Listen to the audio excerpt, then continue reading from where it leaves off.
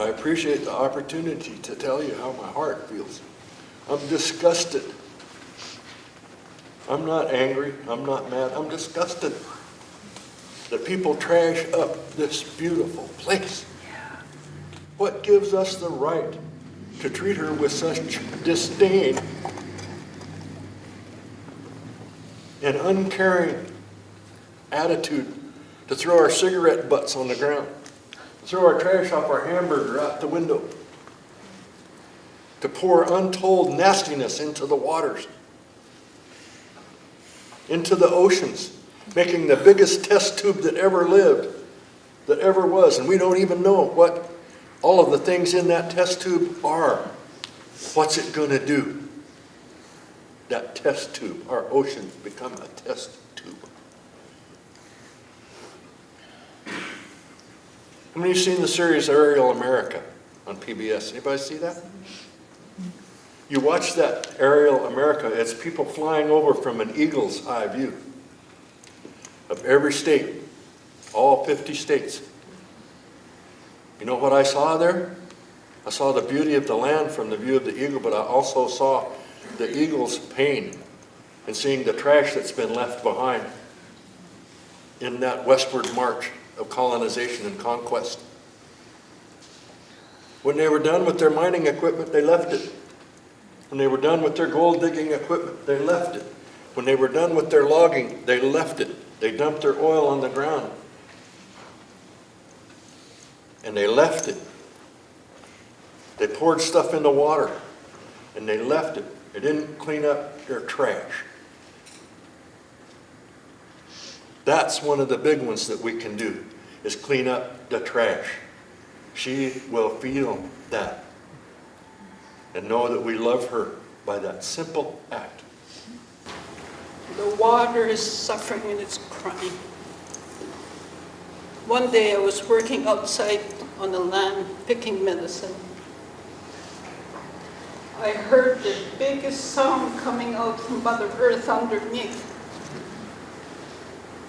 She was really hurting, and she was making a big, big, huge, huge noise I've never heard before. And she was crying out. I thought I was the only one that heard it. But a lot of my people heard the same thing. I wasn't alone. Some of my friends are from other race. They came and asked me if I heard that. I said, yes, I must heard that in my mind. Our waters are suffering. We have less than a quart of water left. When do we stop those people? They're there just to ruin the Mother Earth for money, for the richness, for how many houses they can build and smother Mother Earth and put in some sort of platform there so things can't grow no more. I look at all the roads in the cities everywhere, full of cement, pavement, smothering Mother Earth with all these buildings over top of her. She can't breathe. And that's why she's crying under. The same thing as water, the ocean. We're polluting it so much that all the living mammals in the water are suffering. They're dying. And the animals are very getting sick. They're so sick today, they're dying because they're drinking that poison water from tar sand, eating all the vegetation that comes from there. How do we help the animals? A lot of us, we go out fasting. The animals' spirit are coming to them, asking us to start beginning the process of helping them. Become more aware of water. And like Jim was saying, you know, we grew up like that where there was a real no waste of water. And I grew up during those times too, like we had to haul water. And whenever you're going to know that when you run out of water. If for some reason your power goes out, you don't have water, you're going to get really creative as to what you're going to do with that water. And like with us, we would wash dishes, and with the rinse water, because we had to heat everything, well, the water that was that we rinsed in, we would heat that back up and use that to mop the floors. Or we would heat it back up, and it was used to rinse out the dirty diapers from my little brothers. You know, we reused water. It was never wasted. And so those are the kinds of experiences that we have had, you know, with water. What if you don't have water? And with our people, they tell us, you know, water is our first medicine. And when we carry our babies, they're growing in medicine, in the water, in our bodies. And so we have that connection to the water. And so we find it really scary with what's going on now in the world. And you probably all heard about the No Dakota Access Pipeline movement that was up in North Dakota. That was all about water, saving our water. And we've seen the power of the government. We've seen the power of corporations. And it's really not government, it's corporations that rule. And they told us, the elders up there said to pray and pray and pray and pray for that change.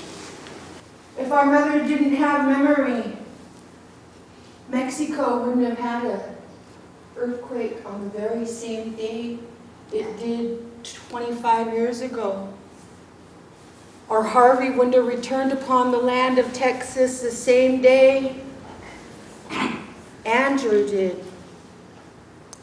10 years ago, however long ago, our mother has memory. Creating a new love memory on a land that remembers the children and the songs that have been on this land for tens of thousands of years. We didn't just arrive. We haven't just been here a couple of 100 years, 300 years, 500 years. Tens of thousands of years our people have been carrying on and coexisting, communing with our mother, our creator. The gorge is a prime example of crying out of earth. To drive through the gorge today and to see all those trees burnt, to lay bare all those water streams that no longer have the protection of their brothers and sisters, the trees, to keep them cool, to cool our waters for the salmon that are going to return, should they return. Because salmon can't live, the fingerlings can't live in hot water. Should they survive this hot water created this chemical cesspool behind our convenience? I went to the meeting of the Madewa one, the three fires, the Ojibwe, the Ottawa, and the Potawatomi people.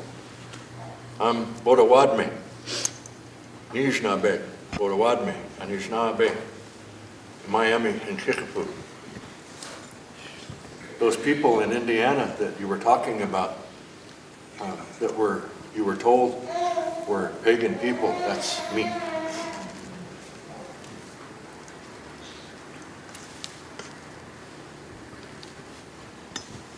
I was invited there by Eddie Benton Benet. He's our Grand Medicine Chief. I stayed 6 days, 10 hours a day, listening. And the very first thing that was done was water ceremony. And the women conducted that water ceremony. They asked us to bring our offerings and put them on the pole. The thunders followed me all the way from here, all the way there, and all the way back. While I was there, they talked about the sacredness of the water and how the Great Lakes is our belief that the Great Lakes somehow underneath, they percolate water to the rest of Mother Earth, the Great Lakes. Gitchagumi and Anishinaabe, great water of the people, Lake Superior. The rivers, I crossed over so many rivers.